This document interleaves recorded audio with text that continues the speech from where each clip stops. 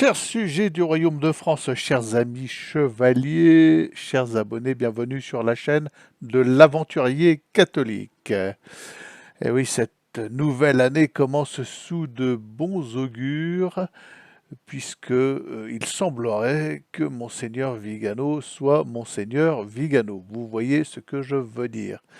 Alors, je ne suis que très très peu les prophéties, je ne suis pas au courant, j'évite en général.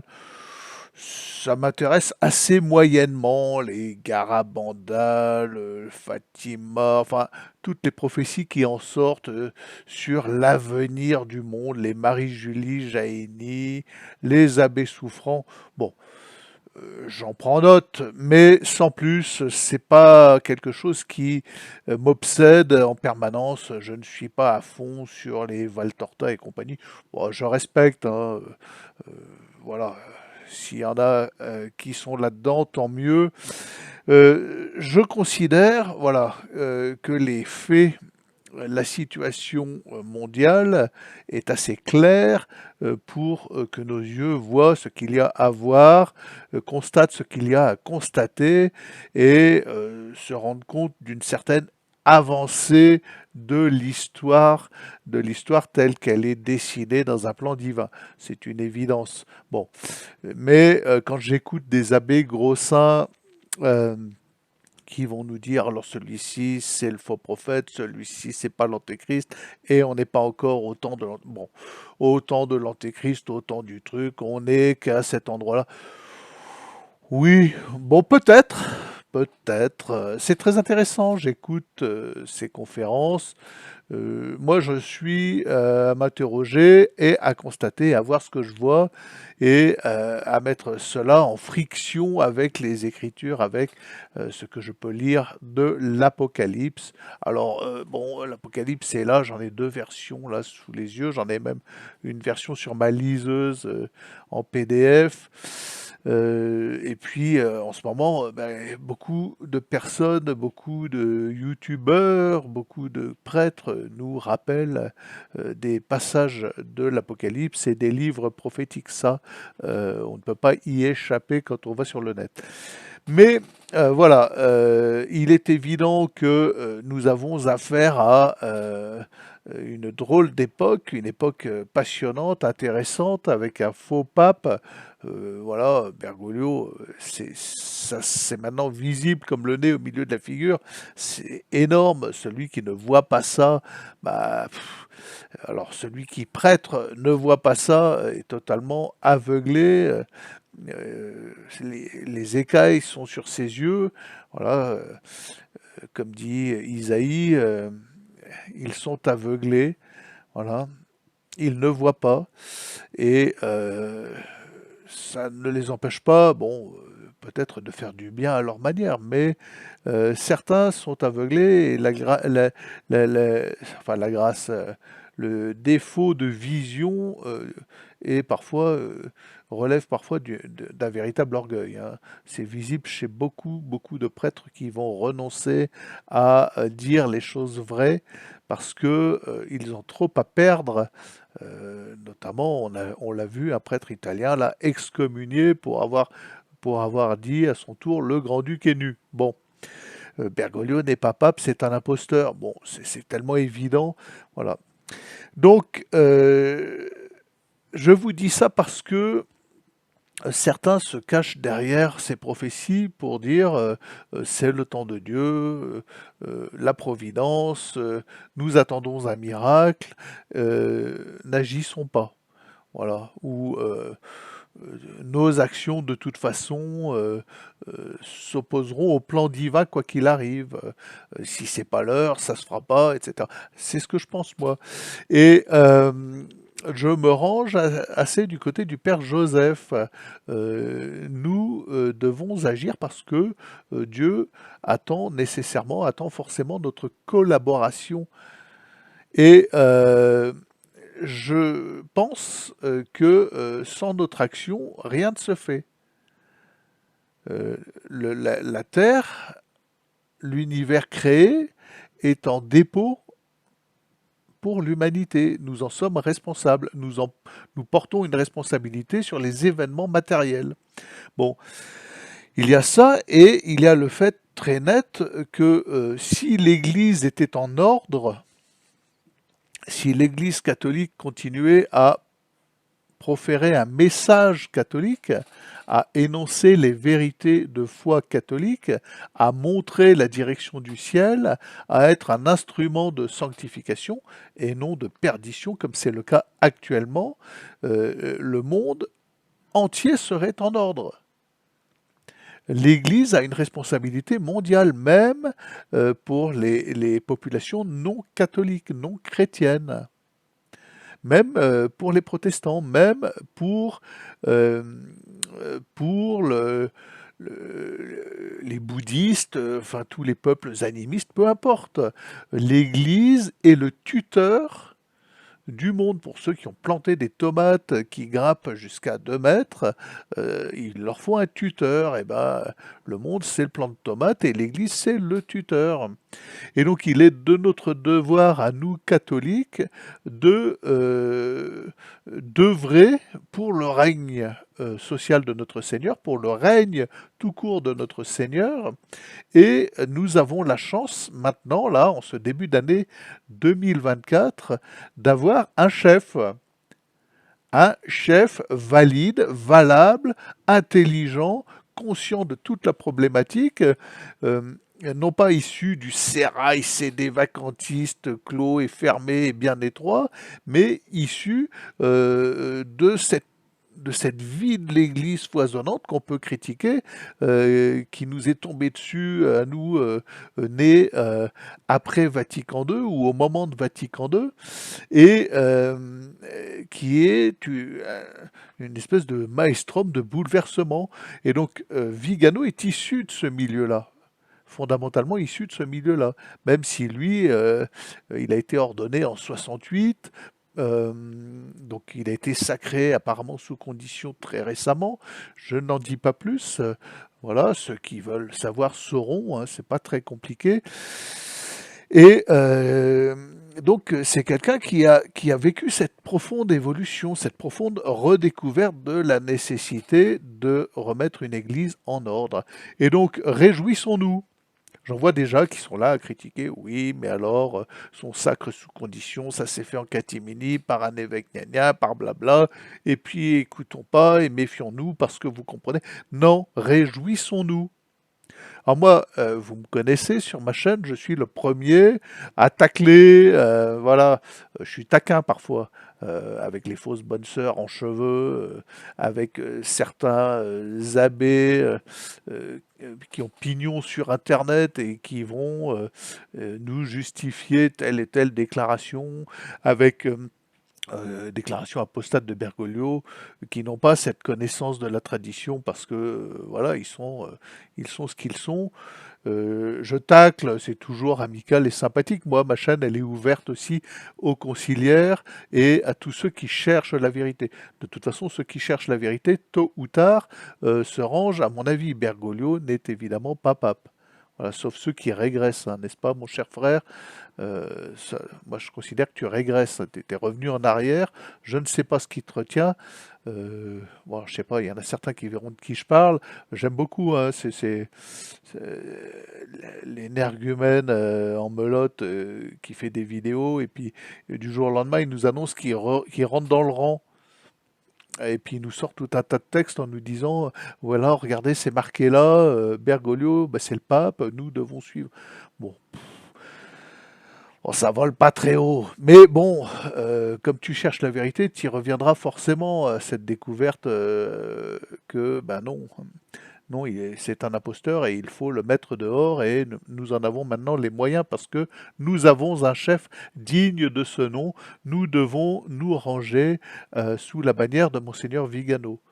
Alors ça aurait pu être Monseigneur Williamson, ça aurait pu être n'importe quel évêque de la tradition valide, mais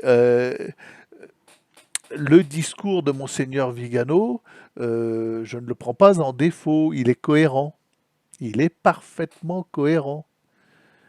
celui de Williamson, il n'a pas toujours été concernant Bergoglio. Et celui de Vigano est cohérent, c'est une intelligence.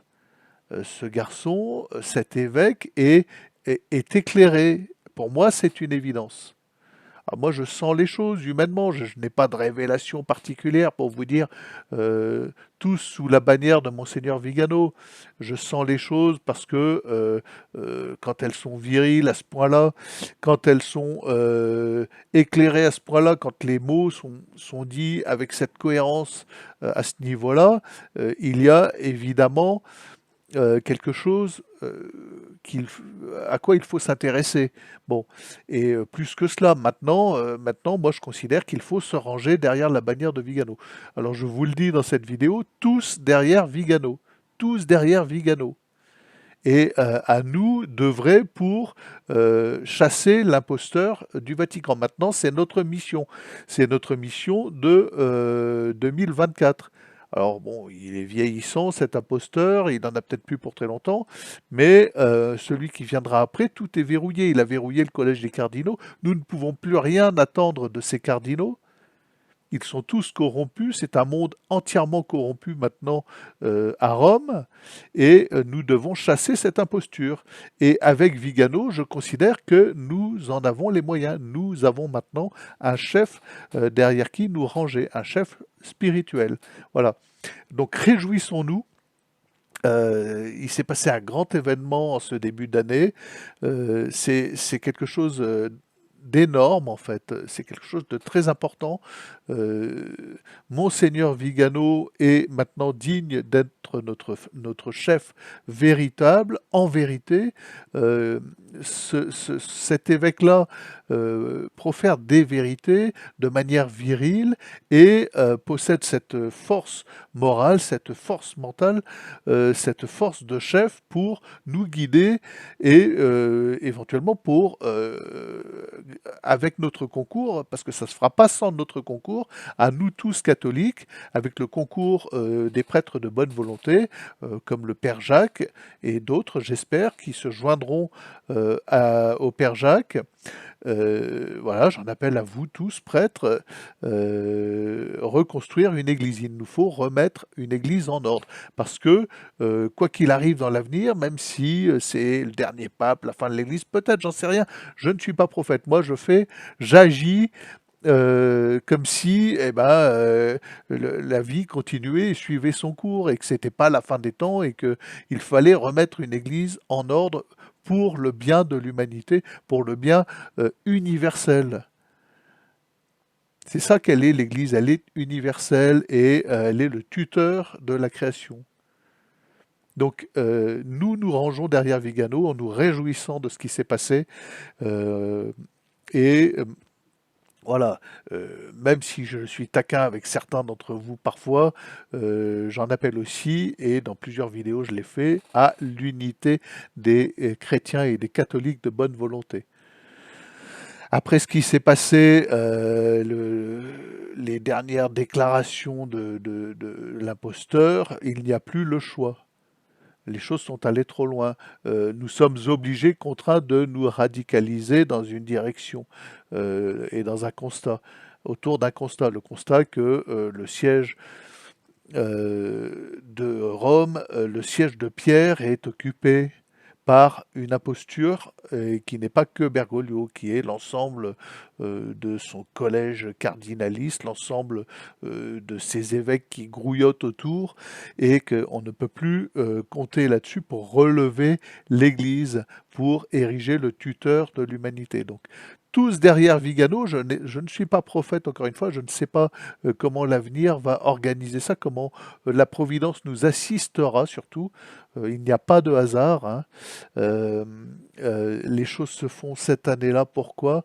Eh bien, voilà, moi, c'est ma décision. Je suis déjà derrière Vigano depuis longtemps. J'apprécie énormément sa parole, ses prises de position parce que pour moi, c'est une lumière, ça m'éclaire, ça me permet de comprendre certaines choses qui n'étaient pas évidentes, qui se perdent dans la mélasse mentale, dans les flux d'informations qui nous parviennent. Et donc Vigano permet d'éclaircir les choses de manière claire. Quand on lit ses prises de parole, il n'y a pas d'ambiguïté, ça tortille pas. Euh, il est à la fois diplomate, il dit les choses, il les laisse entendre de manière claire, et il n'y a que les imbéciles qui ne comprennent pas ce qu'il veut nous dire. Bon, donc voilà, j'en appelle clairement à cette unité autour de Vigano. Je pense que beaucoup d'entre vous, mes chers chevaliers, vous serez d'accord. Nous cherchions un chef, et là, je pense que nous l'avons. Alors, c'est le chef spirituel. Maintenant, il nous faut aussi un chef de guerre, hein. Euh, L'un n'ira pas sans l'autre. Et je pense, moi, que le père Joseph a raison quand il en appelle à nous orienter vers une élection d'un pape entre catholiques. Voilà, et avec des évêques catholiques. Et nous en tenons un, et je pense que Monseigneur Vigano a cette force pour unir autour de lui, pour agréger autour de lui des évêques. Je pense à tous les évêques de bonne volonté qui sont encore un peu entre deux chaises, le derrière, là, les, les Schneider, les Burke et compagnie, qui savent plus trop, qui savent pas trop, qui sont encore en train d'essayer de s'attirer les bonnes grâces de Bergoglio, ce qui est idiot. Voilà, ça ne sert strictement à rien. Il faut se détourner de cet homme-là, il faut le désavouer publiquement, dire c'est une imposture, faire grossir ce mouvement et agréger autour de nous un maximum de catholiques pour que cette masse de catholiques, de prêtres qui vont se dire mais oui, le grand-duc est nu, puisse dire voilà, ça ne sera pas l'affaire de 10 gugus, ça sera l'affaire d'un grand nombre, d'un grand nombre de catholiques, puissent dire ben, nous allons déposer cette imposture et remettre l'Église en ordre sur dresser le tuteur pour l'humanité. En fait, ce dont l'humanité a besoin, c'est pas d'un gouvernement mondial, c'est d'une Église catholique qui tienne la route, qui soit un moyen de sanctification et un moyen d'aller au salut, à la vie éternelle. Voilà, c'est tout ce dont elle a besoin. C'est pas d'une COP 28, c'est pas de je ne sais quelle fadaise écolo,